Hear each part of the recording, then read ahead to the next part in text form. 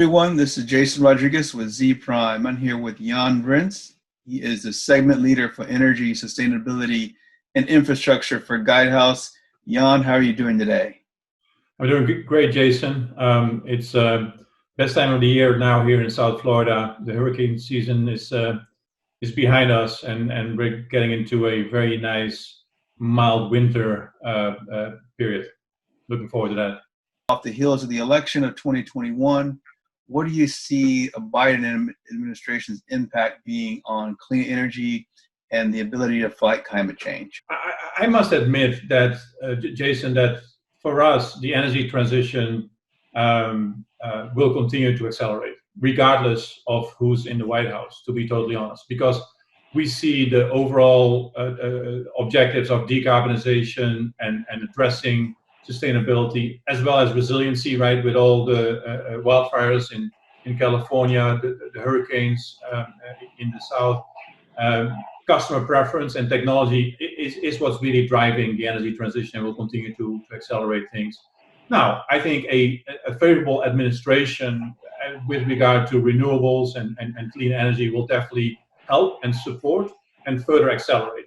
Specifically, I think Biden administration could help with some of the game changers that we see in 2021. What are the game changers for 2021? New investments in new energy infrastructure is a game changer. Offshore wind is a game changer. Renewable gas, hydrogen could be potentially a game changer, as well as really doing a much better job in integrating distributed energy resources. By 2030, 50% of DER, 50% of the resources will be distributed. So those four game changers with a more favorable, let's say, federal push there, those could really further accelerate the scale in some of these areas. Offshore wind, the US is now thinking about 10, 15, 20 gigawatts of offshore wind. Well, Jason, that should be like 200 gigawatts, like what we're building in the North Sea in Europe. As an example, hydrogen is really taking front stage right now in many of the discussions between industries and utilities as well. And building this hydrogen economy is going to be key to achieve the 2030,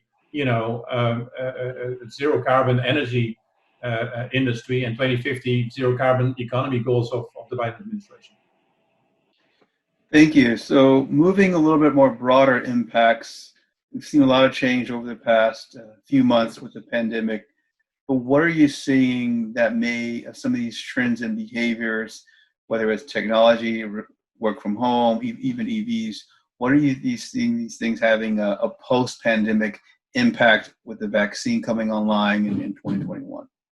The first one I will say is really urbanization or de-urbanization, right? We've been on this trend of urbanization for many decades right now, and everybody thought that trend would further accelerate going forward, and that more and more people would move into cities and urban areas. Right now, after the pandemic, will we see a slowdown of that? Will we see a de-urbanization? So the impact on that obviously is with regard to building and where we build new houses and businesses, as well as mobility. How do people travel from home to work?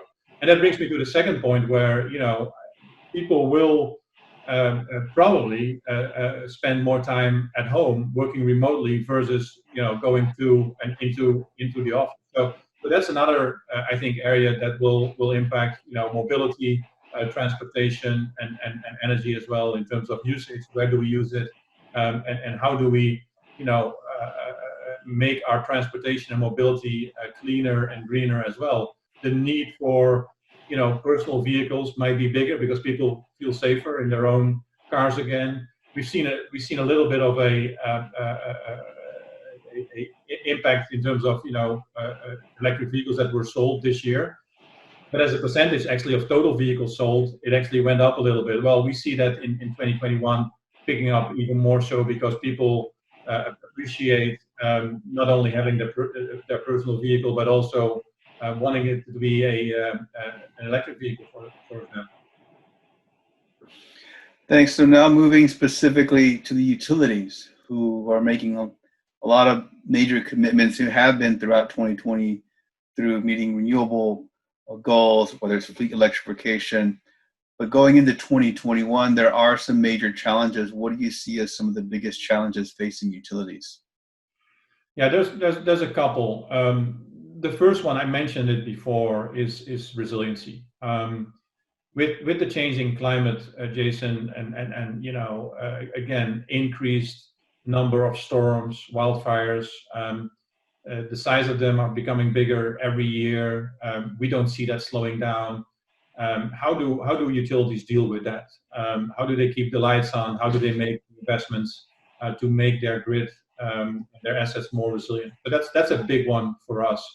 And then the other one that always has been there and will continue to be there is how do they transition from their current business and regulatory models to new business models for the things that you mentioned, right? I mean, they know how to build assets, develop assets, operate assets, provide electricity to their residential and commercial industrial customers. They know how to do that. They know how to do that safe, reliable, affordable.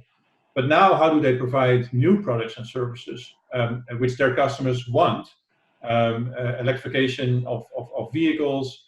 Customers want, energy as a service. They want behind-the-meter solutions like battery storage or distributed generation. How do utilities migrate into these new business models and the regulation around that successfully without, again, losing sight of the fact that they need to keep the lights on, basic electricity has to be provided. But at the same time, their customers are asking them to make investments and make available new products and services. And given the size and the scale of some of these new businesses, it's going to be really hard. So that is the challenge, the biggest challenge for utilities. In soccer terms, how do you play kind of defense in the old world, and how do you start to play offense in this new world of new products and services? That will continue to be a big challenge for utilities in 2021. So to conclude, and you might have already touched on this, so we've talked a little bit about the challenges and what those technologies could really see some big opportunities in there. But from the utility side, where is that biggest opportunity? Where's the upside in 2021? Yeah, I think electrification, right, Jason? Nothing new. Electrification of buildings, electrification of transportation is a major opportunity for utilities. We talk about it all the time. But there's another one. We've come to the conclusion by really analyzing, the overall energy system as a whole in different parts of the world, including, in different regions here in the U.S. as well. In many parts of the world, in many regions, also in the US, we will not be able to get there with 100% electrification and battery storage only. So very early on, 2 or 3 years ago, and you've heard me talk about that, we've come to the conclusion that we need a pathway to a renewable gas in the system. To heat our houses in the Northeast during these long winter periods of time where the output of renewables is low and where you just cannot store enough electricity in batteries. It's impossible. So I think a huge opportunity is around a pathway to renewable gas, hydrogen.